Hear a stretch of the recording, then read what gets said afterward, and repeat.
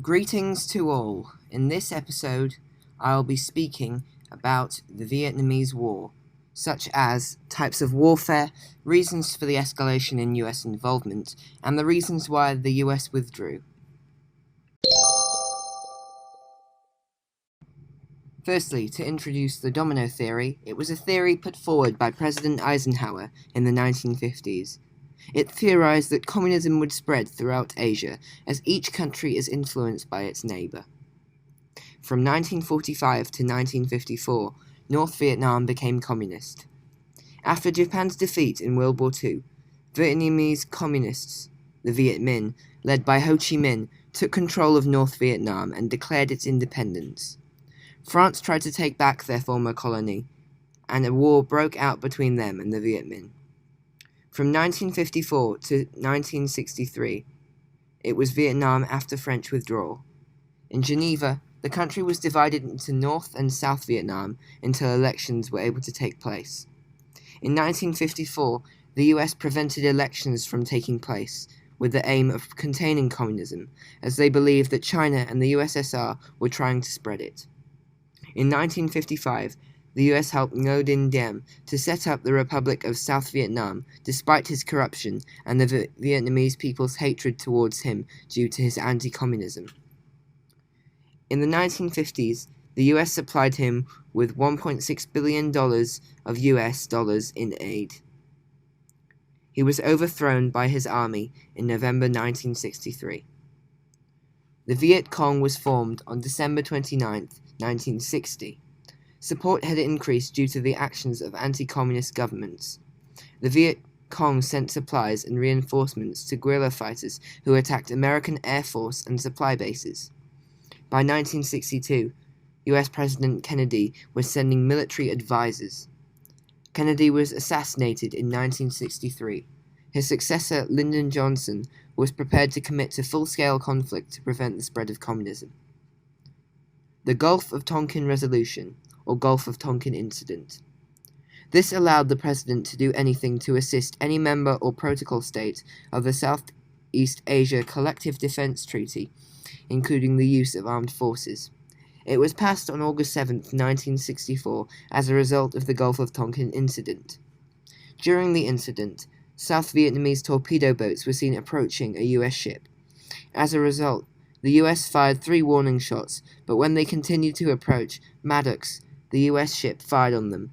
It resulted in major damage to South Vietnamese torpedo boats and the deaths of some on board, while the US ship Maddox received minor damage and 0 casualties or injuries. So, why did the US involvement in the Vietnamese War escalate? One reason was the domino theory. This was President Eisenhower's theory in the 1950s that communism would start from the USSR and China and spread throughout Asia. This is because each country may be influenced by its neighbor. Overall, the US feared that if Vietnam became communist, neighboring countries in Asia might also fall to communism. Another reason was the emergence of the Viet Cong.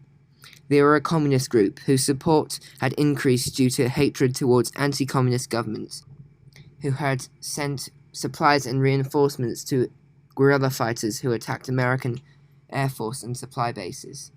Their emergence led to President Kennedy sending more US soldiers to help Diem's regime to resist communism. Finally, the Gulf of Tonkin Resolution. This was a law passed by the US Congress which gave the president power to prevent further aggression and achieve peace and security. This resolution was passed as a result of North Vietnamese patrol boats attacking US ships in the Gulf of Tonkin. So, what types of warfare were used in the Vietnam War? On the one hand, let's look at the tactics of the United States Army. Firstly, military tactics. The US bombed military and industrial targets in the north and south. They bombed the Ho Chi Minh Trail, and they bombed Cambodia and Laos. However, this only temporarily disrupted and slowed down supply routes.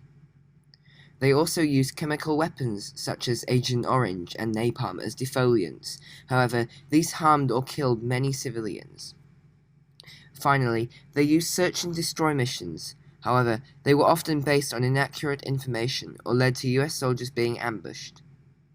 Secondly, in regards to the support of the local population, the US military tactics had resulted in many civilian casualties, which had begun to turn the local population against the United States.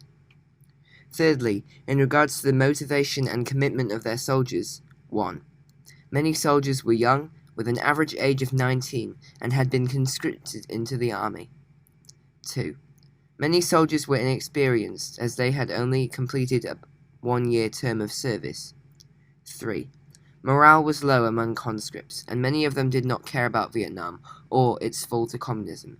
They only wished to return home alive. On the other hand, let's look at the tactics of the Viet Cong. Firstly, military tactics. They used guerrilla warfare, which relied on ambushes, booby traps, and hand-to-hand fighting rather than open warfare.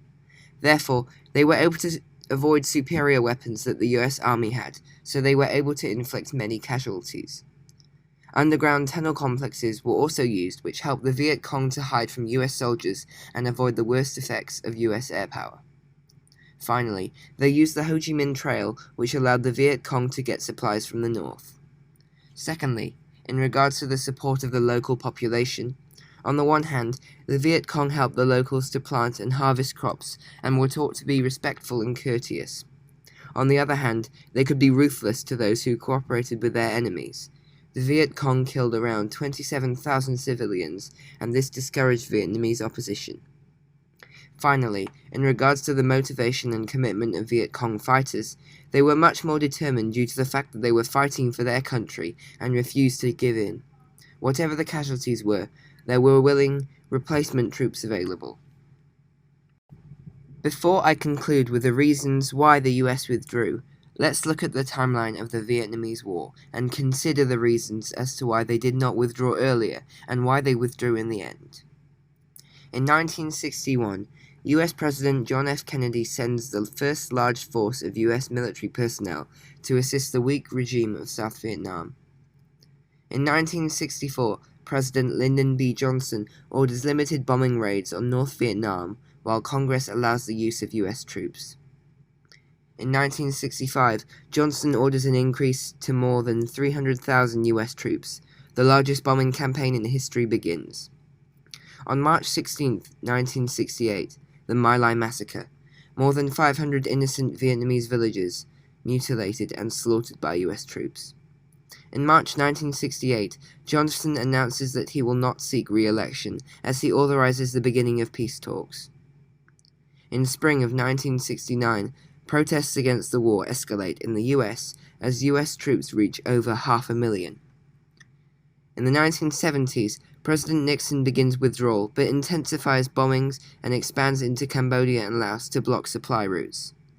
In January 1973, peace agreements are signed in Paris between the US, North Vietnam, South Vietnam, and the Viet Cong. On April 30th, 1975, North Vietnam captures Saigon, and South Vietnam surrenders. North Vietnam claims victory, and that only the US has been defeated. To conclude, why did the US withdraw?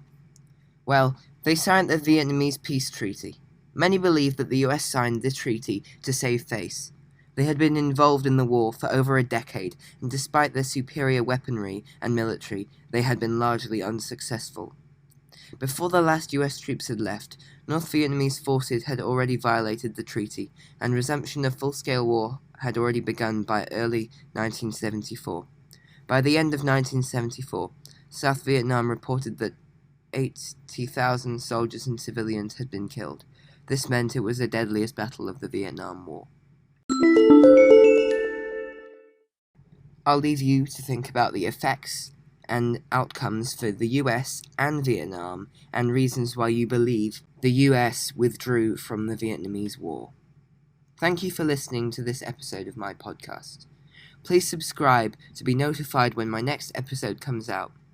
You could also use the links in this episode of the podcast to send me some feedback through the Google form on how I can improve the podcast, or use the link to visit my website for some additional revision material.